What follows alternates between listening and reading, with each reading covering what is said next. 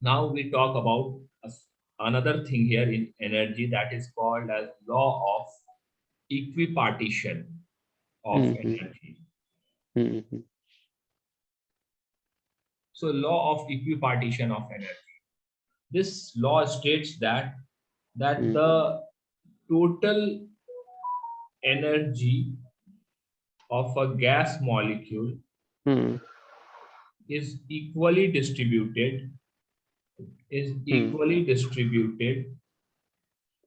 among its various degrees of freedom. Okay. And the energy associated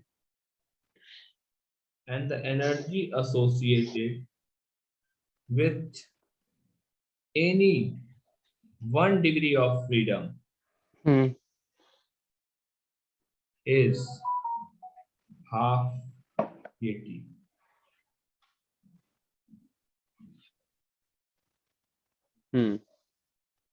Okay. The energy associated with any 1 degree of freedom is half kT. Now what is K here? K is called as Boltzmann constant. T is absolute temperature.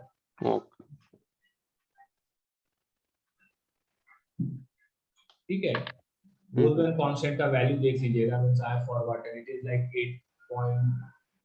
6.63 into 10 to the power something. I don't remember.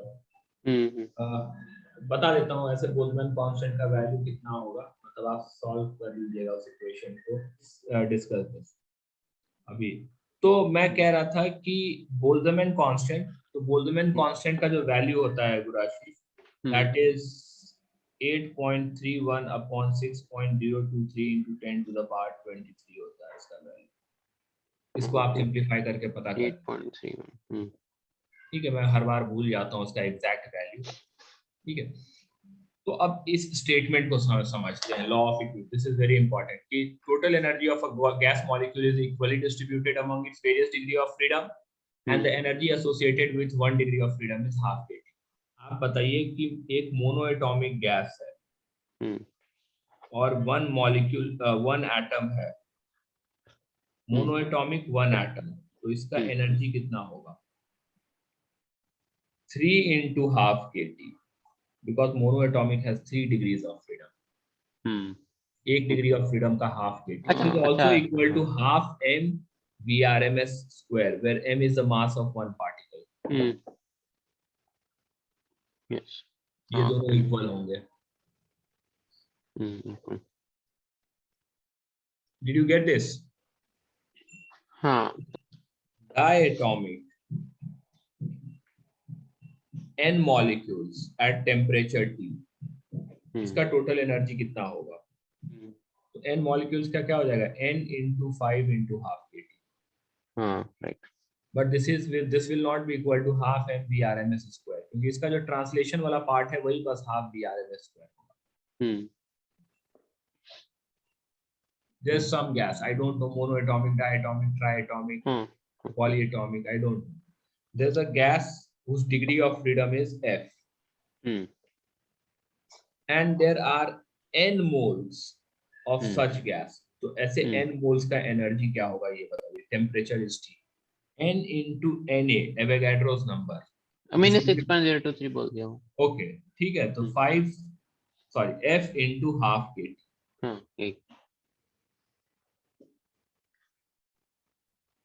I hope this is clear. So Gurashish, this term K into Na, this term is called as R. सुना होगा आपने R. 8.31 something. 0.0821 नहीं. वो litre atmosphere में unit होता है. ये joule metre square में यूनिट होता है. SI. This is SI. 0.0821 आप ले लेंगे तो वो लीटर एटमॉस्फेयर. किसी भी क्वेश्चन में वॉल्यूम लीटर में हो, प्रेशर एटमॉस्फेयर में हो तो 0.08. राइट. ये इधर तक समझ में आया? यस.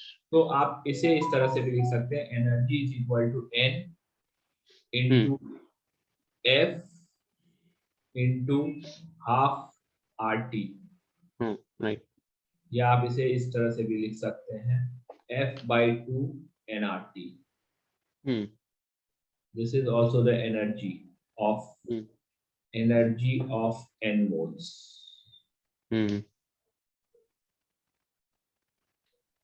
यहाँ तक समझ में आया गुरशील?